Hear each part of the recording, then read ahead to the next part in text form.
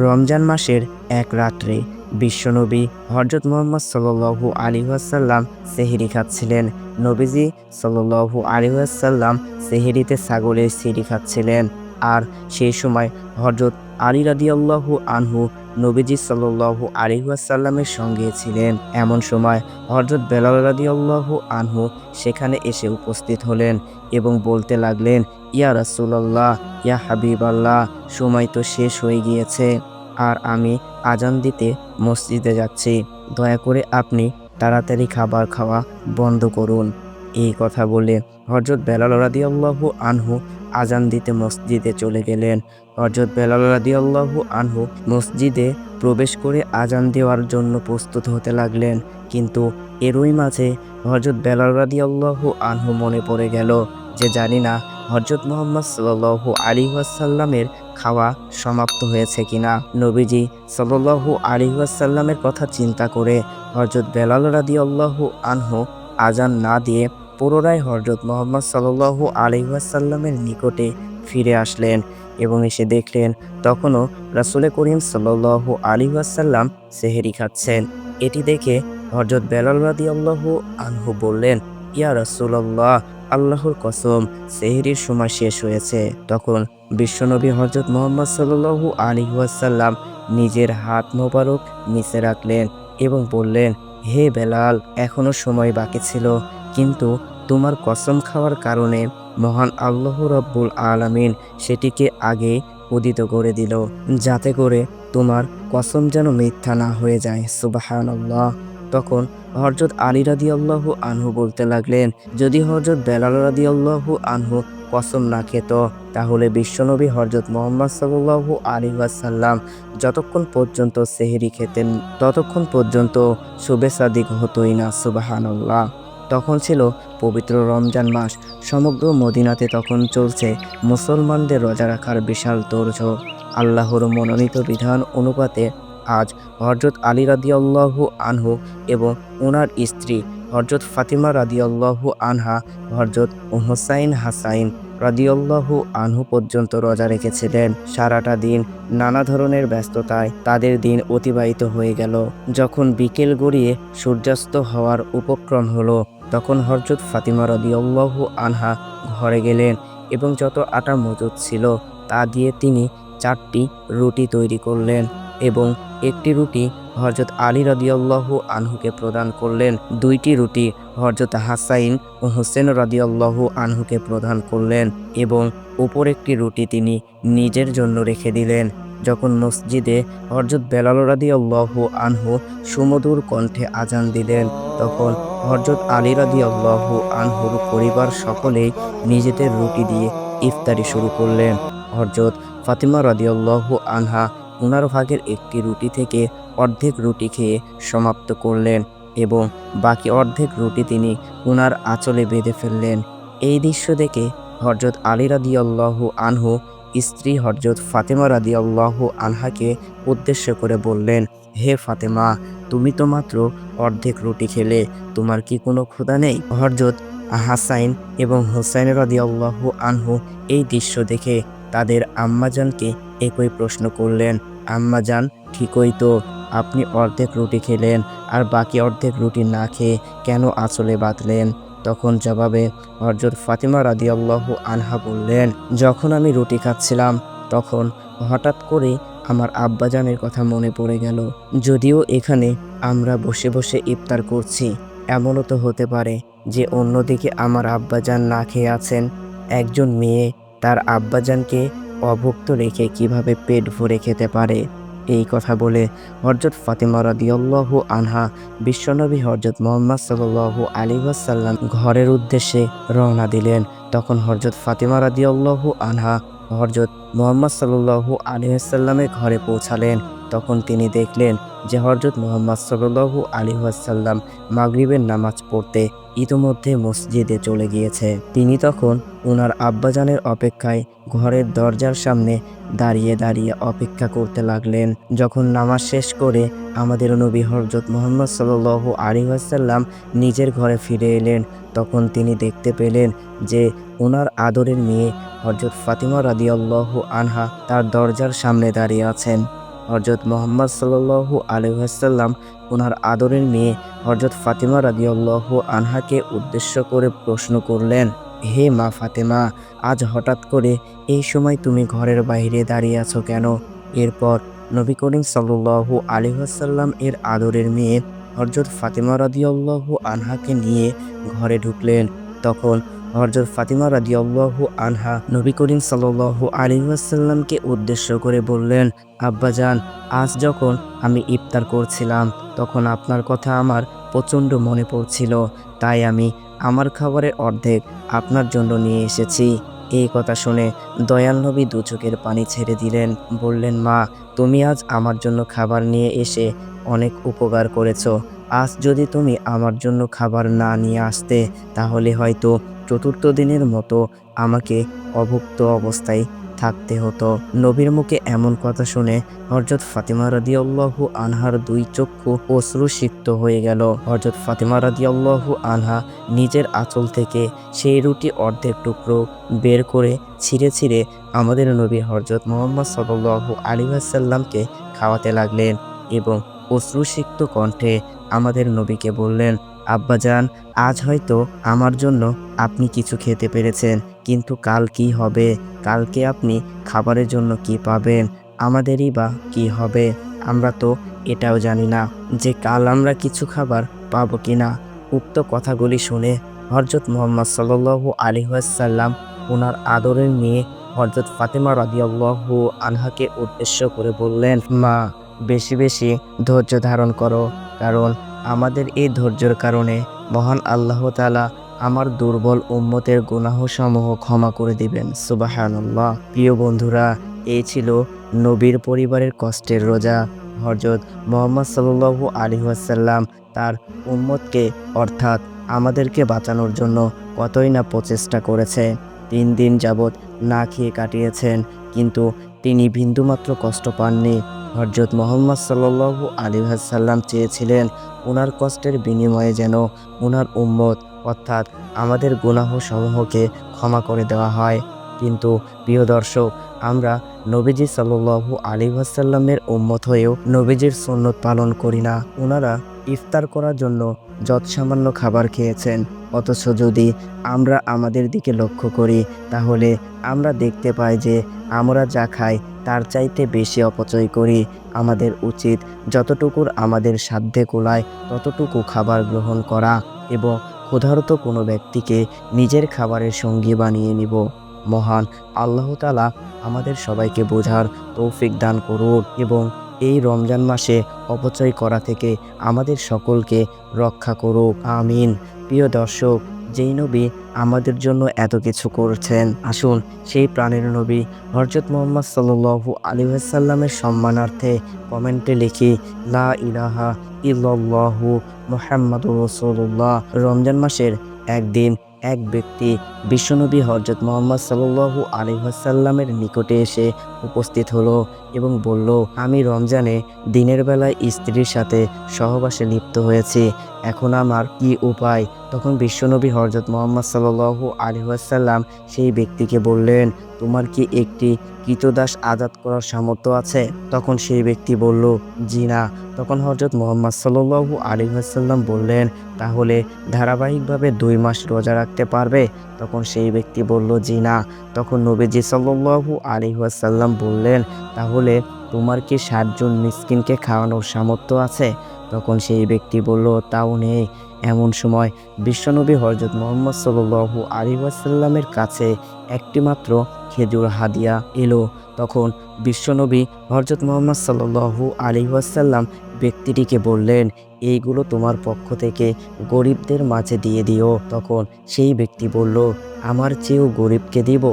মদিনার 2 সীমান্তের মাঝে তো আমার চেয়ে গরিব আর কেউ নেই। তখন নবীজি সাল্লাল্লাহু আলাইহি ওয়াসাল্লাম বললেন, তাহলে এইগুলো তোমার পরিবারকে খাইয়ে দাও। সুবহানাল্লাহ। শাবান মাসের এই দিন রমজান এবং রোজা সম্পর্কে বিশ্বনবী হযরত মুহাম্মদ সাল্লাল্লাহু আলাইহি ওয়াসাল্লাম সাহাবাদের উদ্দেশ্যে ভাষণ দিচ্ছিলেন। নবীজি সাল্লাল্লাহু আলাইহি ওয়াসাল্লাম বললেন, হে লোক সকল, এটি একটি মহামন্ত্রিত মাস, তোমাদের সবাইকে ছায়া হয়ে ঘিরে ধরেছে। এই মাস একটি বরকতময় মাস। এটি এমন এক মাস যার মধ্যে একটি রাত রয়েছে যা হাজার মাসের চেয়েও উত্তম। আল্লাহ তাআলা এ মাসের সিয়াম তথা রোজা ফরজ করেছেন আর নফল করে দিয়েছে। তখন সাহাবীদের মধ্য হতে একজন বললেন, ইয়া রাসূলুল্লাহ, এই মাসের বৈশিষ্ট্য কি? তখন হযরত মুহাম্মদ সাল্লাল্লাহু আলাইহি ওয়াসাল্লাম বললেন, যে ব্যক্তি এই মাসে একটি নফল কাজ করবে সে যেন অন্য মাসের একটি ফরজ আদায় করলো, আর যে ব্যক্তি এই মাসে একটি ফরজ আদায় করবে সে যেন অন্য মাসের ৭০টি ফরজ সম্পাদন করলো। এই মাস সবুরের তথা ধৈর্যের মাস, যে সবুরের সোয়াবের বিনিময়ে শুধুই জান্নাত। এই মাস সব কাজে সহমর্মিতার মাস। রোজাদার মুসলমান পরস্পর একে অপরের সাহায্যকারী। অতঃপর অপর একজন সাহাবী বললেন, ইয়া রাসূলুল্লাহ, এই মাসে প্রাপ্তি এবং মর্যাদা কি? তখন হযরত মুহাম্মদ সাল্লাল্লাহু আলাইহি ওয়াসাল্লাম বললেন, এই রমজান মাস এমন এক মাস যাতে মুমিনের অর্থাৎ রোজাদার বান্দার রিজিক বাড়িয়ে দেওয়া হয়। যে ব্যক্তি এই মাসে কোনো রোজাদারকে ইফতার করাবে, এই ইফতার তার গুনাহ মাফের কারণ হবে, জাহান্নামের আগুন থেকে মুক্তির উপায় হবে, তার সোয়াব হবে রোজাদারদের অনুরূপ, অথচ রোজাদারের সোয়াব একটিও কমানো হবে না।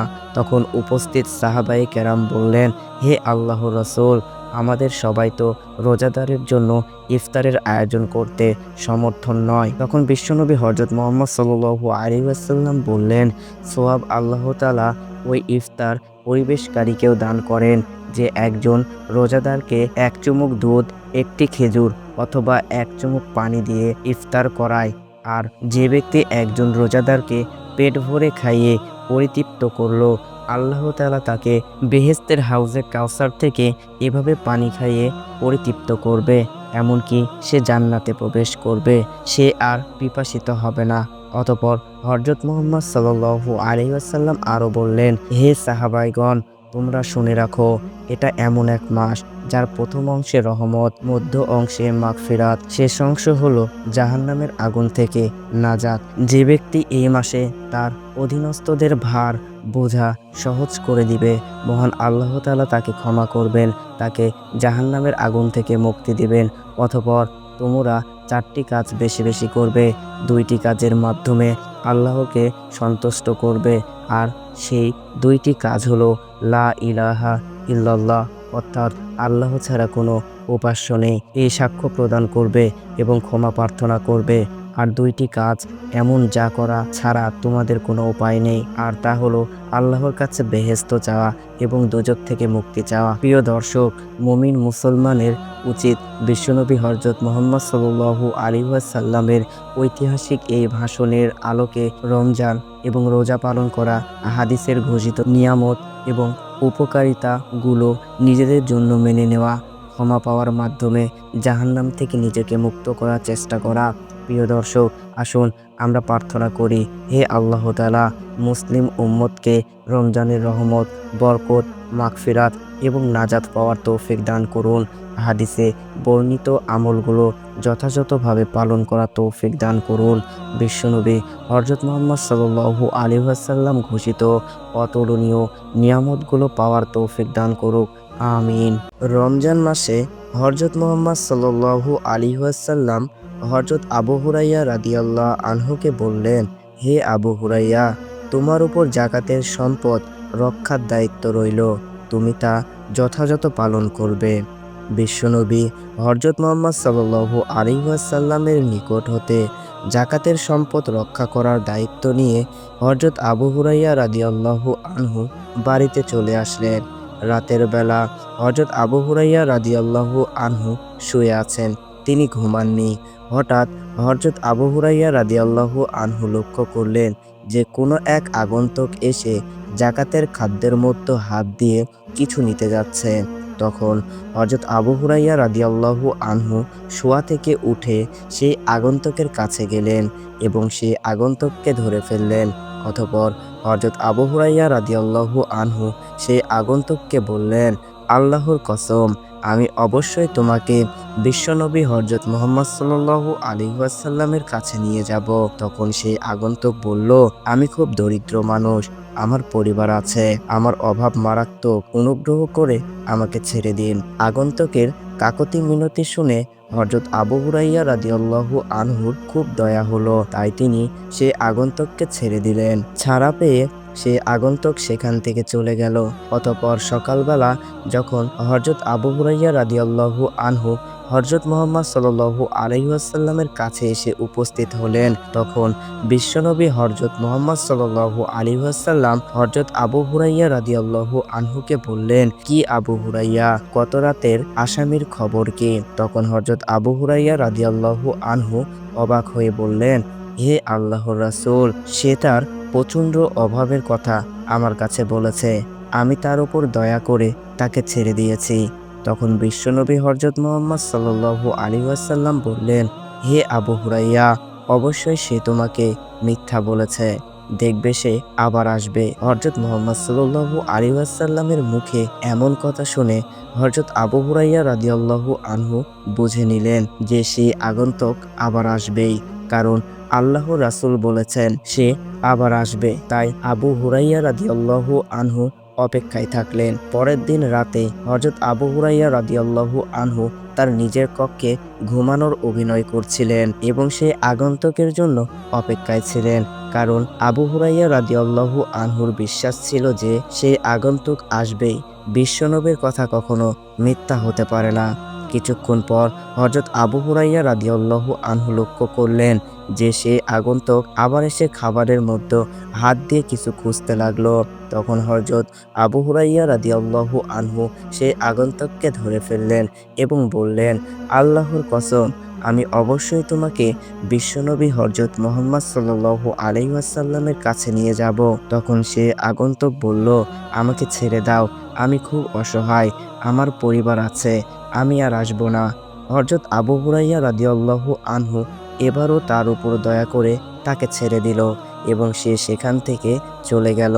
সকালবেলা হযরত আবু হুরাইরা রাদিয়াল্লাহু আনহু যখন নবী করিম সাল্লাল্লাহু আলাইহি ওয়াসাল্লামের কাছে এসে উপস্থিত হলেন, তখন হযরত মুহাম্মদ সাল্লাল্লাহু আলাইহি ওয়াসাল্লাম হযরত আবু হুরাইরা রাদিয়াল্লাহু আনহুকে বললেন, হে আবু হুরাইরা, গত রাতে তোমার আসামি কি বলেছে? তখন হযরত আবু হুরাইরা রাদিয়াল্লাহু আনহু বললেন, হে আল্লাহর রাসূল, সে তার চরম অভাবের কথা আমার কাছে বলেছে, তার পরিবার আছে, আমি তার উপর দয়া করে তাকে ছেড়ে দিয়েছি। বিশ্বনবী হযরত মুহাম্মদ সাল্লাল্লাহু আলাইহি ওয়াসাল্লাম বললেন, অবশ্যই সে তোমাকে মিথ্যা বলেছে, দেখো সে আবার আসবে। এবারও হযরত আবু হুরাইরা রাদিয়াল্লাহু আনহু বুঝে গেল যে সে আবার আসবে। তাই তৃতীয় দিন রাতেও হযরত আবু হুরাইরা রাদিয়াল্লাহু আনহু অপেক্ষায় থাকলেন। অতঃপর সেই আগন্তুক আবার এসে খাবারের মধ্যে হাত ঢুকিয়ে খুঁজতে লাগলো। তখন হযরত আবু হুরাইরা রাদিয়াল্লাহু আনহু সেই আগন্তুককে ধরে ফেললেন আর বললেন, আল্লাহর কসম, আমি অবশ্যই তোমাকে নবী করিম সাল্লাল্লাহু আলাইহি ওয়াসাল্লামের কাছে নিয়ে যাব। এই নিয়ে তুমি ৩ বার এসেছো, অথচ তুমি বলেছিলে আর আসবে না, কিন্তু আবার এসেছো। তখন সে আগন্তুক বলল, আমাকে ছেড়ে দাও, আমি তোমাকে কিছু আমল শিক্ষা দিব যা তোমার জন্য খুবই উপকারে আসবে। তখন হযরত আবু হুরাইরা রাদিয়াল্লাহু আনহু বললেন, কি সেই আমল? তখন সেই আগন্তুক বলল, তুমি যখন ঘুমাতে যাবে তখন ঘুমানোর পূর্বে তুমি আয়াতুল কুরসি পাঠ করবে, তাহলে মহান আল্লাহর পক্ষ থেকে তোমাকে একজন রক্ষক পাহারা দিবে আর সকাল পর্যন্ত শয়তান তোমার কাছে আসতে পারবে না। আগন্তুকের মুখ থেকে উক্ত বাণী শোনার পর হযরত আবু হুরাইরা রাদিয়াল্লাহু আনহু সেই আগন্তুককে ছেড়ে দিলেন এবং সে আগন্তুক সেখান থেকে চলে গেল। সকালবেলা যখন হযরত আবু হুরাইরা রাদিয়াল্লাহু আনহু বিশ্বনবী হযরত মুহাম্মদ সাল্লাল্লাহু আলাইহি ওয়াসাল্লামের কাছে এসে উপস্থিত হলেন, তখন নবীজি বললেন, হে আবু হুরাইরা, গত রাতে তোমার আসামি কি করেছে? তখন হযরত আবু হুরাইরা রাদিয়াল্লাহু আনহু বললেন, ইয়া রাসূলুল্লাহ, ইয়া হাবিবাল্লাহ, সে আমাকে কিছু উপকারী আমল শিক্ষা দিয়েছে, তাই আমি তাকে ছেড়ে দিয়েছি। বিশ্বনবী হযরত মুহাম্মদ সাল্লাল্লাহু আলাইহি ওয়াসাল্লাম তখন জিজ্ঞেস করলেন, তোমাকে সে কি শিক্ষা দিয়েছে? তখন হযরত আবু হুরাইরা রাদিয়াল্লাহু আনহু বললেন, সে বলেছে, যখন তুমি ঘুমাতে যাবে, ঘুমানোর পূর্বে তুমি আয়াতুল কুরসি পাঠ করবে, তাহলে আল্লাহর পক্ষ থেকে তোমাকে একজন রক্ষক পাহারা দিবে, আর সকাল পর্যন্ত শয়তান তোমার কাছে আসতে পারবে না। তখন উপস্থিত সকল সাহাবায়ে কেরাম এই শিক্ষণীয় বিষয়ে জানতে খুবই আগ্রহী হয়ে উঠলেন। তখন বিশ্বনবী হযরত মুহাম্মদ সাল্লাল্লাহু আলাইহি ওয়াসাল্লাম বললেন, সে তোমাকে সত্য বলেছে, যদিও সে মিথ্যাবাদী।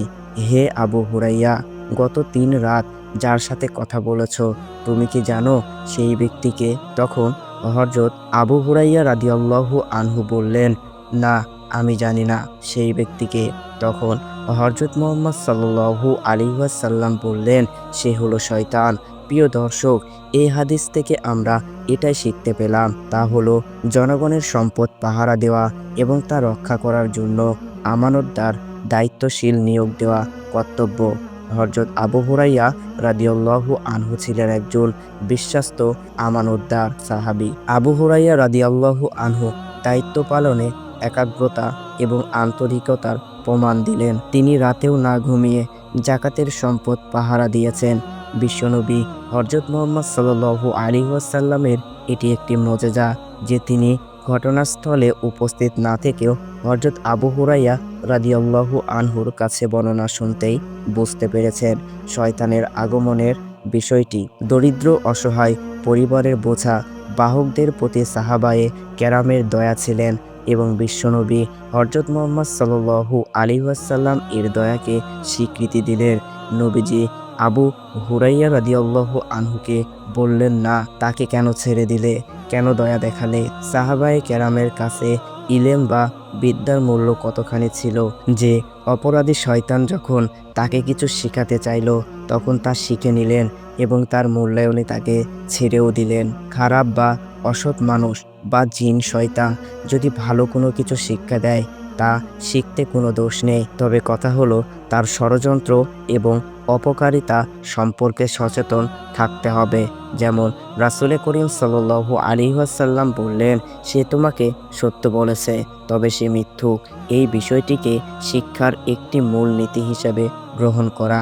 জিন শয়তান মানুষের খাবারে হাত দেয়, তা থেকে গ্রহণ করে এবং নষ্ট করে। আয়াতুল কুরসি একটি মস্ত বড় সুরক্ষা। যারা আমল করতে পারে তাদের উচিত এই আমলটি ত্যাগ না করা। রাতে ঘুমানোর পূর্বে এটি পাঠ করলে পাঠকারী সকল প্রকার অনিষ্টতা থেকে মুক্ত থাকবে এবং জিন শয়তান বা অন্য কিছুই তার উপর চড়াও হতে পারবে না। মহান আল্লাহ রাব্বুল আলামিন আমাদের সবাইকে এই 30 রমজানে বেশি বেশি আয়াতুল কুরসি পাঠ করে নিজেকে রক্ষা করা এবং সওয়াব অর্জনে তৌফিক দান করুন। আমিন।